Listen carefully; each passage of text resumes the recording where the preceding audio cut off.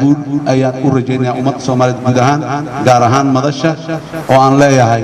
tallaabooyinkii ugu dambeeyay ee xariiqintii guusha lagu gaarayay ayaan ku jirnay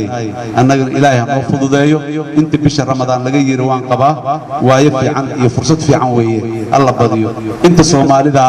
ee cimrada aaday ee xaramka ilaahay tagtayna waxaan leeyahay loo soo duceeyay sida caadada ee Soomaaliya shirkeennii madasha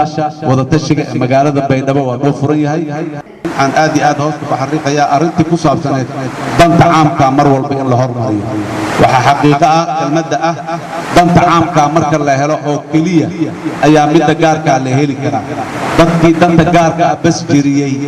ee horay Soomaali u soo maray maanta dan gaarana ma hayaan tii caamkana kama ayan shaqeyn marka dhammaanteen waxa waajib nagu ah inaan danta caamka u wada istaagno Soomaalida maanta taariikh cusub oo samaysmayso waa maanta in Baydhabo la fadhiyo waxay ka mid tahay taariikhda cusub taariikhda jiilasha soo socda ee caruurteena marka wax loo sheegi doono la dhihi doono markii burburku dhacay kadib sidaan ayaa dawladnimada Soomaaliya ay ku soo dhisantay oo ay ku soo noqotay oo ay ku timiday maanta marka maalmahaas la sheegi doono mid ka mid ah waay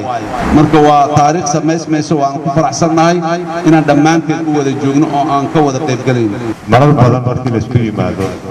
shirarka noocan oo kale runtii waa mid aad iyo aad u wanaagsan dalkana waxtar u leh dastuuriyan oo ay dow tahay in mar walba lagu soo celiyo waayo waxay mar walba midaynaysaa wada qabsiga iyo iskaashiga dowladda federaalka iyo kuwa goboleed runtii taas ayaana dastuurkaygu nafarayaa oo inaan dhisno qaab federaal oo ah federaalka iskaashiga loo yaqaano ama cooperative federalism maanta ajandaha waa sidii la sheegay waa furitaan weeye oo mahad ilaahay horta badashatan ilaa maalintii bilaabatay ilaa hadda iyo taariikhiin markii ugu horeysay annaga dad ajnabi ah aysan ugu dhex jiro waxaa la soo gaarsiiyey meesha maanta ay taagan tahay wax badanaa qarsoomay wax badanna waa lagu heshiiyey haddana qodobo dhowr ah oo waxaa ku jira ajandaha muhiima halkaan markaan ka tegay inaan ka gaarno sahal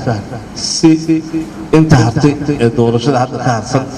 processka u sii socdo qodobadaas waxaan rajaynaynaa insha allah inaan labada maalmood soo socdo aan soo gunaanno hadda jiraale waxaa la isku xidhaa oo mar walbaba la leeyahay wax kastoo laydiin qabanayo waa in horta ay arrinta siyaasaddu ay hagaagtaan maanta halkii baanu taagannahay maanta insha allahu tacaala marar badan oo hore u taagnayna way jirtay waxaan u baahannahay markaan halkan hore uga sugo waxyaalaha laynaga sugayo ee ugu muhiimsan halkana laga dhawaajo waxa weeyaan in aynu heshiisyada aan ku gaadhno haddii allaydno way ka mid yihiin waxyaalaha ajendaha noogu qoro wax badan bay dadkeena naga filayaan wax badan bay sugayaan inaynu qabanno